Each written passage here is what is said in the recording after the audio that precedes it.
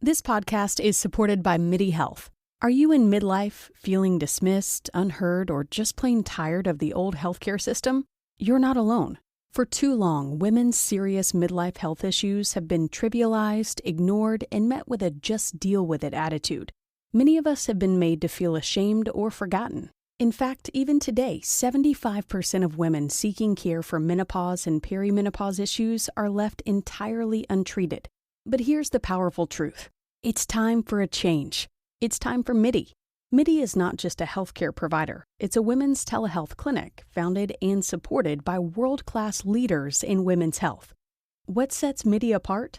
We are the only women's telehealth brand covered by major insurance companies, making high-quality, expert care accessible and affordable for all women everywhere. Our clinicians provide one-on-one, face-to-face consultations where they truly listen to your unique needs. We offer a full range of holistic, data-driven solutions, from hormonal therapies and weight loss protocols to lifestyle coaching and preventive health guidance. This isn't a one-size-fits-all care. This is care uniquely tailored for you. At MIDI, you will join our patients who feel seen, heard, and prioritized. You will find that our mission is clear: to help all women thrive in midlife, giving them access to the health care they deserve. Because we believe midlife isn't the middle at all. It's just the beginning of your second act. Ready to feel your best and write your second act script? Visit joinmidi.com today to book your personalized, insurance-covered virtual visit. That's joinmidi.com. MIDI, the care women deserve. Oxygen, oxygen, oxygen, oxygen. We need it, we need it, we need it. Oxygen, oxygen, oxygen. It's why we breathe, why we breathe.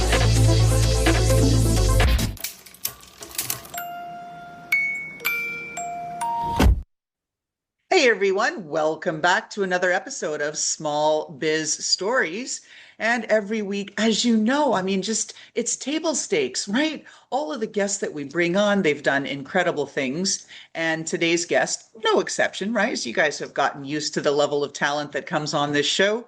We've got John Horn. He's the CEO of StubGroup. And you're thinking, well, I might not have heard them.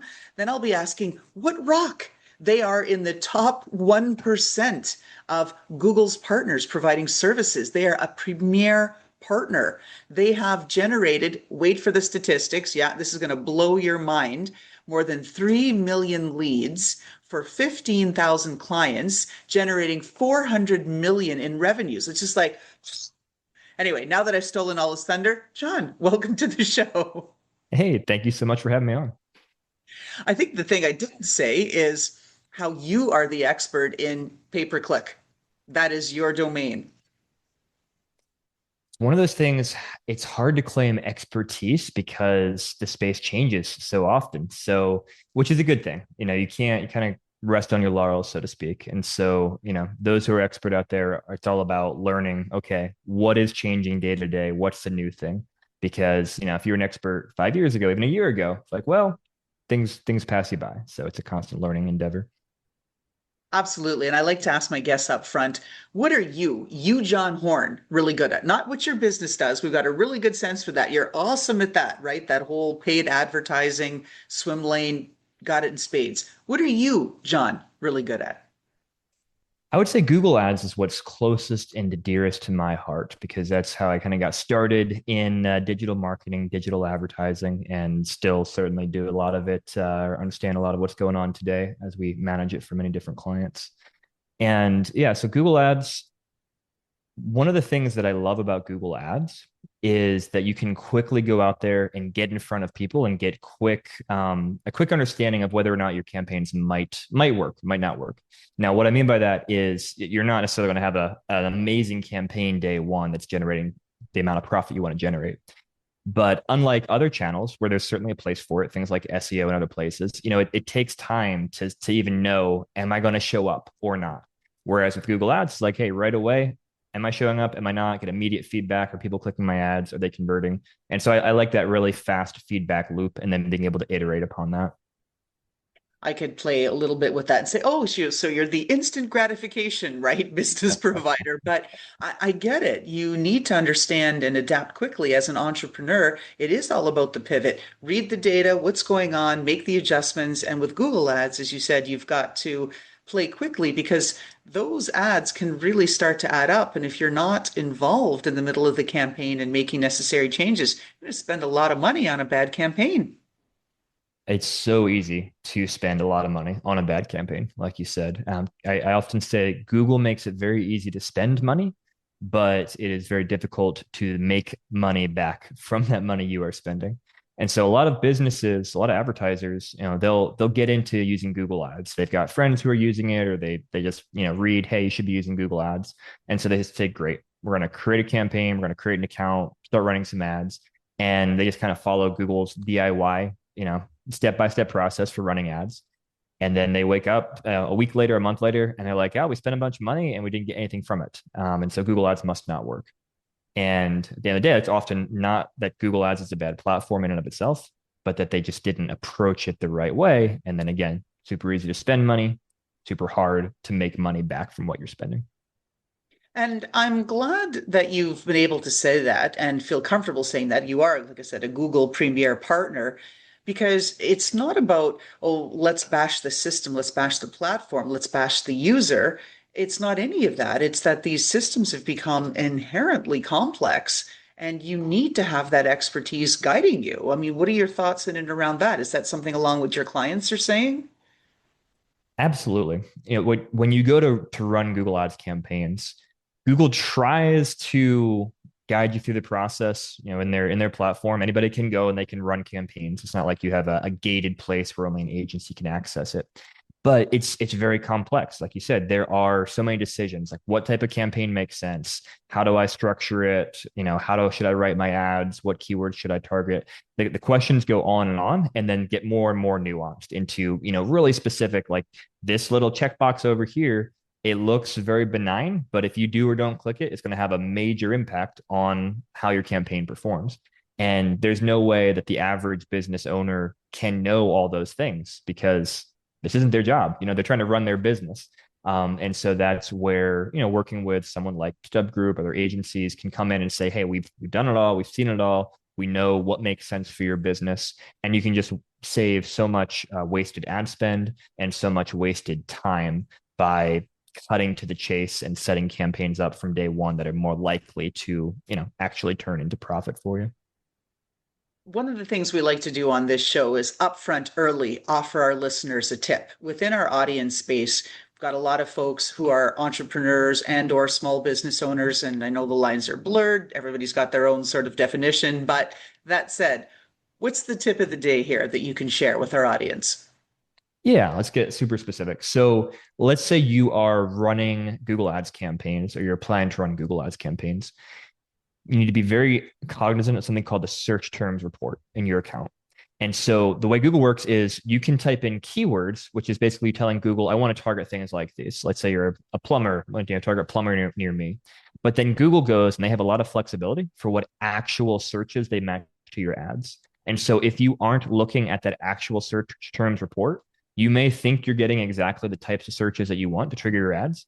And yet you might actually be wasting a bunch of money on things that aren't quite what you think they are because Google didn't quite match search terms correctly to your campaigns, to your keywords. So look at that search terms report. That tells you what actual traffic you're getting. And then you can take action from there to try and cut that wasted spend by adding things called negative keywords to your campaigns. And maybe you want to say a little bit more about those negative keywords since now you've introduced the concept.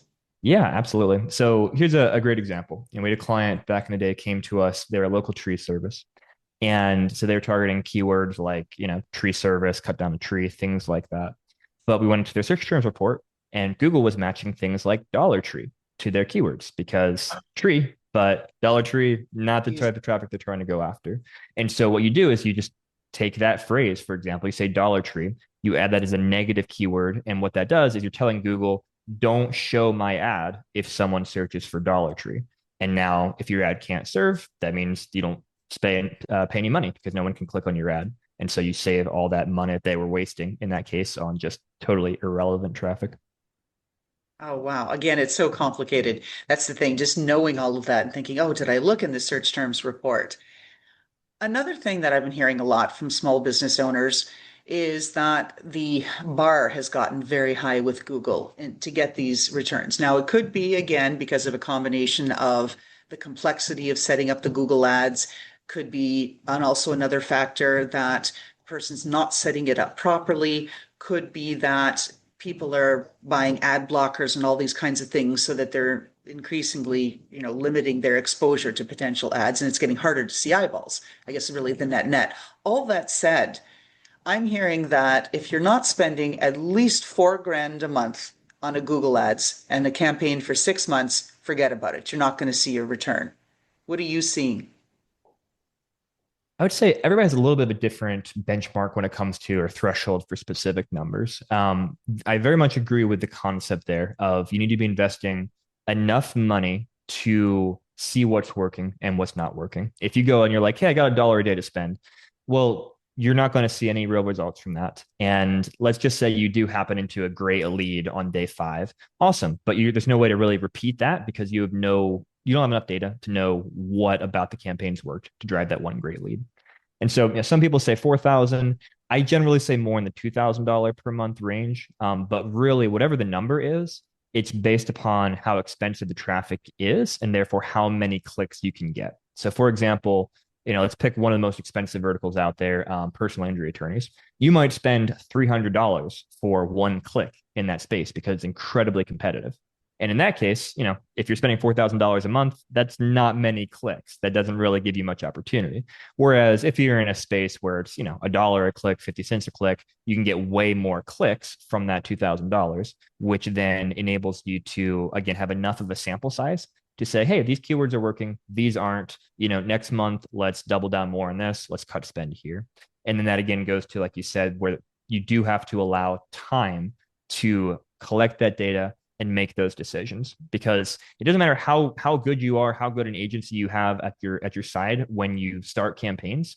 There are always going to be things that are specific to your business, to your customers, to your geographic market and the different competitive landscape there, where you're going to have to figure out what works and what doesn't work. It's not like a magic template that you start with from day one. And so you need to have time to learn, to adjust, to test different offers, test different audiences, things like that, to really give it a fair shake and see if Google Ads is going to generate profit for you as a business. Oh, yeah. Now, I'd like to flip a bit away from your swim lane of expertise here and talk a little bit more about your entrepreneurial journey. So, the story goes, right, that John Horn at age 19 started working in his warehouse, and you and your brother teamed up and said, hey, let's form StubGroup and talk about advertising. But you hadn't started a business or anything in the past, and then you've gone to grow it on so quickly. Talk to us about some of the ups and downs as an entrepreneur and some of the ups and downs of working with a sibling or someone within your tight inner circle. Yeah, fantastic question. I can add a little bit of color to that too. So, um, like you mentioned, one of the people who started StubGroup was a brother of mine, and then also a long-term friend of his. So the two of them kind of started things together, and they both did have a fair amount of business experience, running other ventures, being parts of other ventures. And they brought me on as basically employee number one. And so together we said, okay, let's figure this out. Let's figure out this digital advertising thing. And where we started was we ran our own ads for our own business and kind of cut our teeth. We like to say we eat our own dog food. And so that's how we started getting clients. And then, working really, really hard for those clients, figuring things out for them, building from there, getting to the place where we could then bring on additional talent, more people into the team, and just growing over the years. And so it was probably what I think 6 years ago in that range or so that I took on the CEO role myself and have been responsible for really pushing things forward, making sure the service we're delivering to our clients is excellent as possible, and so forth and so on. And it's been a journey. It's been lots and ups and downs. We've been through some interesting times. Went through 2020 and all the craziness there, which was a challenging time for pretty much every business, including marketing, because what's the first thing that you cut when you can't run as a business? It is your marketing. And so, got to weather some very fun storms over time and really build a business that is diversified across a pretty a wide client base with a lot of great team members on board who are working with our clients, and always, approaching each day as, hey, how do we get better? How do we make our business more successful? And the way we do that is by making our clients more successful. Absolutely right. It is about the clients. And I'm curious too, and I'm sure our listeners are, what's it like delegating to an older sibling, like an older crowd? I'm making an assumption here that your brother's friend was probably in and around his age and that you're younger than him. And so Yeah. there's always a different dynamic there. And then now your brother and his friend who started everything are beholden to you as the CEO directing really the operations of the company and the strategy. What's that been like? Or do you have to, you know, kind of pull back and down and say, in title, I'm CEO, but hey, big brother, got it, right? This was your company to begin. What's that dynamic like? Share what you can, please. Yeah, no, it's been a great dynamic, honestly, because we approach it, I would say, probably compartmentalizing is the best way to put it. So I do think that's a lot of hard, that's very hard for a lot of family-owned businesses where you have everything bleeds together. You've got the business, you got the family life, the dynamics, etc. And I'm not going to say that we're perfect. Obviously, nobody's perfect, but Nobody very much is. take the approach of, look, we are in business. We have a responsibility to our clients, to our team members, etc. And so we're going to make decisions that are based upon what's best for the business and what's best, what's right for our clients and team members. And so that's how we approach things. And then, outside of that, got a great relationship, family reunions together, all sorts of fun stuff. That's awesome. But when it comes to business, it's, hey, we have responsibilities and we're going to have tough conversations. We're going to push back on each other. We're going to do, whatever is needed to do right again by our clients and by our team. And yeah, we've had plenty of quote unquote fun conversations over time, but still have a great relationship because of that understanding of the different dynamics and kind of the different compartments of what our life looks like. So is it really about putting the customer first with respect to a strategy for conflict management and negotiation within this kind of, I guess, setup for a business? Is that your advice, John, in and around there? Yeah. I mean, when I would say when you're working with family, you just have to kind of look at first principles and say, in my role right now as, let's say, CEO or investor, whatever it is, what are the things, what is the right thing to do here? The right thing to do for our client, the right thing to do to make our business successful, the right thing to, equip our team to be successful, etc.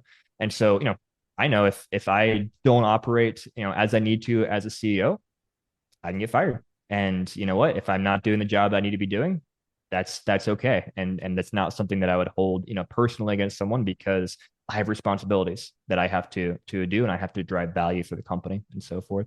And so it's, you just gotta, from my perspective, if you're working with family as well as working with anybody, friends, just people, let's just have to approach things from first principles in that way.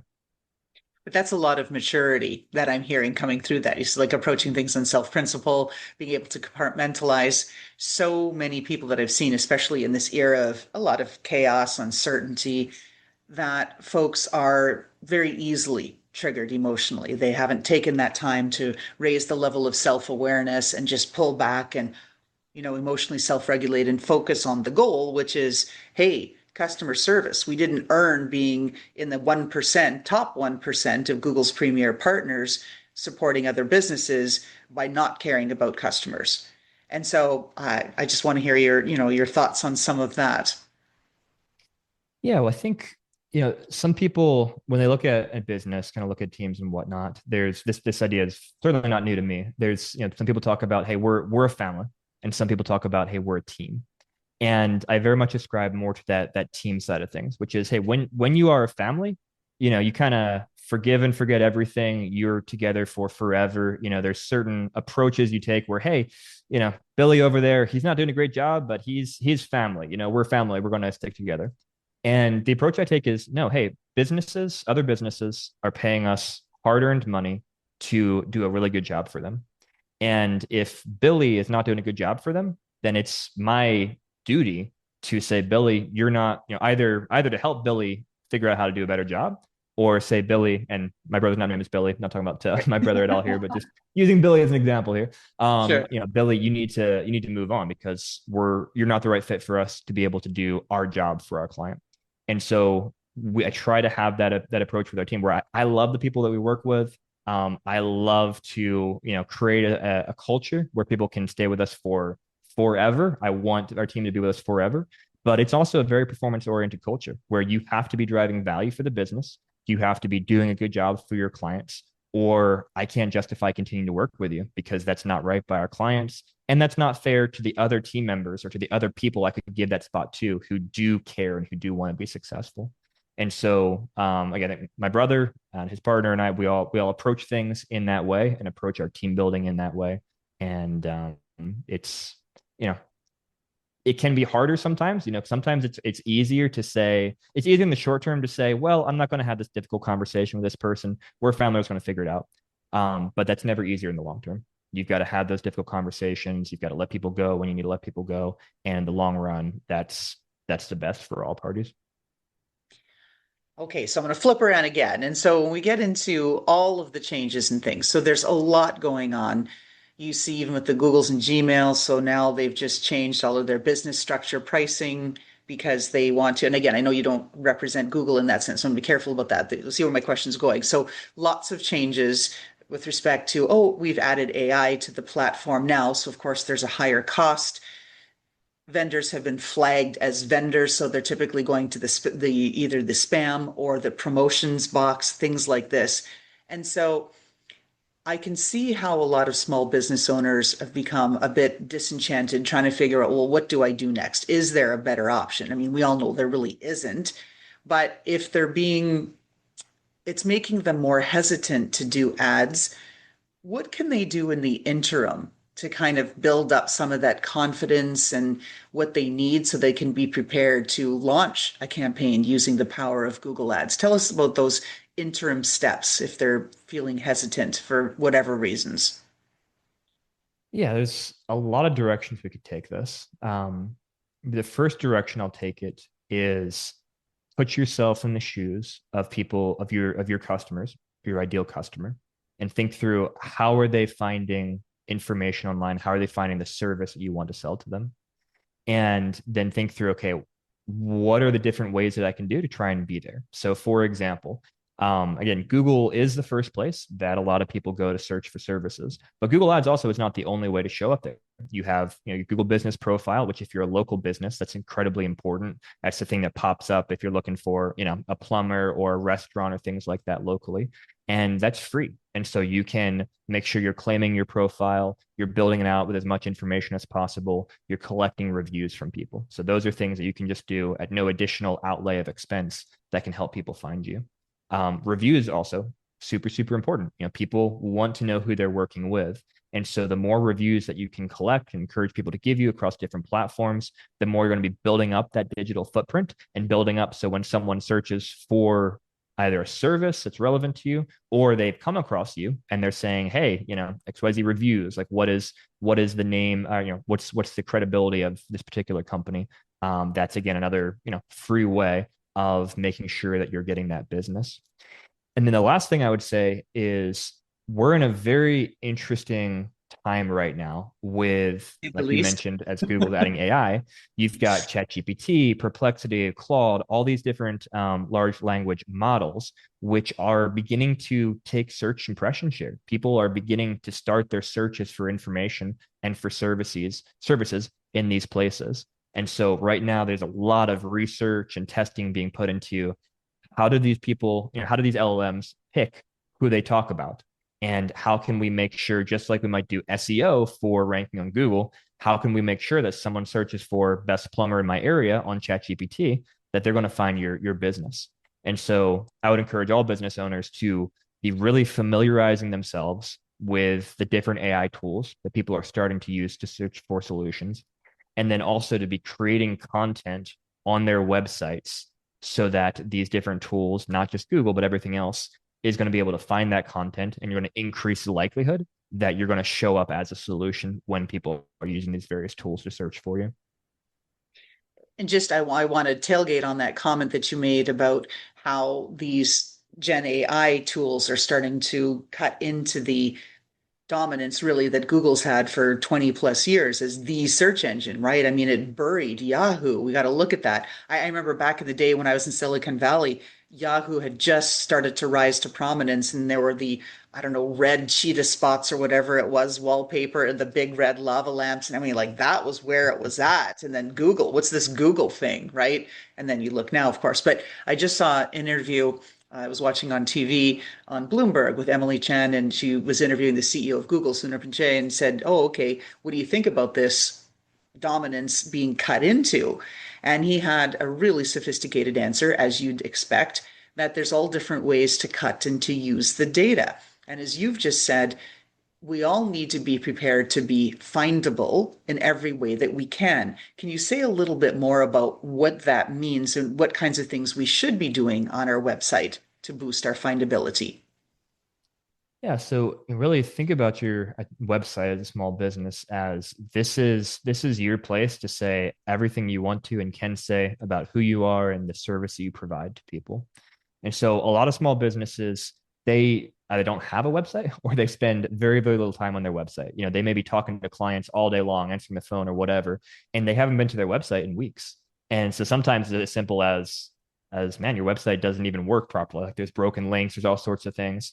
And I get it. It's really easy to not even think about those things because you're so busy doing the work people are hiring you for. You're talking to them that you're not, kind of like the plumber who his own faucet is leaky. It's this idea where you're doing everything for your customers and you're not going and looking to see what does your actual experience look like when customers are checking you out. And so you want to build out as much as you can on your website. You want to, say helpful information about what you do. You want to have credibility elements like your reviews, like, hey, if you are Better Business accredited, if you have, got some local awards or whatever, people aren't going to magically know those things. Put those things on there, emphasize those things. If you have special offers, you've got to tell people. You don't want to wait for someone to pick up the phone to call you to then say, oh, yeah, we got a 30% offer on this. The purpose of the offer is to get them to call you to begin with. So you've got to emphasize that and feature that. And if you're in an industry where it makes sense to create content about that industry, which most industries it is, you can start writing content. If you're a tree service, you can write content about, hey, here's when you should be thinking about your trees, and here's different tree types, and hey, people are looking to plant trees, and there's all sorts of things that you can do to try and become an expert locally in your area that will again help people find you on Google and in the LLMs, and just ultimately be providing value to your community, which then generally comes back in a way that gives you value because people go to the places that give them value. For people to run Google ads, do they need to have their Google My Business page up to snuff? And why I ask this is that I recently heard a stat that something like over two-thirds of businesses haven't claimed their Google My Business page. A lot of businesses absolutely have not claimed their page, and for local businesses, I would say claiming it is a must because it's free to do. It's not always easy because sometimes they do like to suspend pages, and then it's a real fun nightmare of getting that fixed. But hopefully you don't run into that. So it's free to do. It's not hard to put information on there. It's pretty straightforward. And then when you are running local ads, Google definitely incorporates your Google business profile into those ads to a certain extent, and that can improve your performance from your ads. So I would say it's not technically required. You can certainly run ads without having a profile, but if you are a local business where kind of geography matters, then it's a no-brainer to go ahead and get that set up and to take advantage of that free opportunity. As we're winding down the podcast, can you share how vendors can do a little better job asking for those reviews? So many like, ooh, I don't want to ask for the testimonial. I don't want to ask for the Google review. But we just heard that it could be really important with respect to their level of visibility and ad performance, especially in a local environment. Getting reviews is so key. Yeah, and there are a lot of strategies. Let's go through a couple. First is just actually asking. It's like you said, most businesses don't ask, and you're not usually going to get reviews. Every now and then you get a review, but if you don't ask people, most people just won't think to do it. So ask and have a system in place to proactively do that. B, you can get creative. So, for example, I've seen companies do things where they'll tie it to the specific rep that worked with them. So, for example, I got my garage door repaired one time, and I forget the rep's name. Let's just call him Bill again. And so I got a text after Bill came out and fixed my garage door, and the text said something like, "Hey, if you leave us a positive review, we'll give Bill a $50 gift card," or something like that. It was tied to that human relationship that I had created with that person who came out and fixed my problem. So you can tie it to that. You can, of course, you can do other things like, hey, enter a giveaway for a review, things like that. There's lots of ways to incentivize people to leave a review. But just A, ask for it. B, make it really easy for them. Send them a text with a link to where they can leave the review. If you're a local business, have the QR code on your table or whatever so people can scan and leave that review. And those things are vital at both just your rankings. It's a big part of Google Business Profile rankings is how many reviews you're getting and if you continue getting those. And it just has a massive impact on how people view you because people, again, they read reviews before they choose who to work with. And if you've got lots of good reviews from people saying they had a good experience with you, it's going to have a massive impact on new business coming in. Absolutely. Thank you for sharing those tips. So, John, where can people find you in StubGroup? Yeah, so website stubgroup.com. And we've got a number of different free resources for small businesses. Just go to stubgroup.com/free. And then also our YouTube channel, search StubGroup on YouTube. We put out lots of free content again on there about advertising, marketing, success in small business. And so, yeah, go subscribe there. Okay, easy peasy. Last question. It's our signature question, modified over the years here as we're running the podcast. But question is, if you gave viewers a look into your closet, what kind of clothes or shoes, footwear, anything represents you, John Horn? And when you wear that, you're like, yeah, this is me. This personifies who I am. And I feel like $1,000,000 when I'm wearing this because why? And what is it?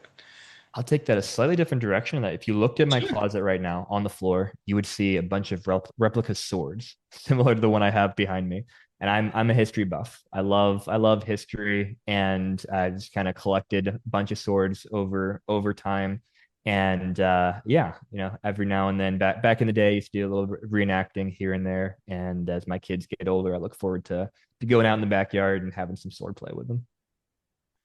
Wow, I have to say, no one has ever answered that. And I don't think in the next 250 guests that we're going to get that answer. So I love it. I think it's such a fun question because it speaks to the uniqueness of each of us, right? We've all got a story, hence the small business stories that we're on. So with that, John, thank you for a tremendous episode enlightening all of us on how to get the most out of our paid ads. And for those of us that are stuck and don't know what to do, we know who to come to. StubGroup.com. Thank you, John. Thanks so much for having me. And how about that fantastic intro by Touch Circle?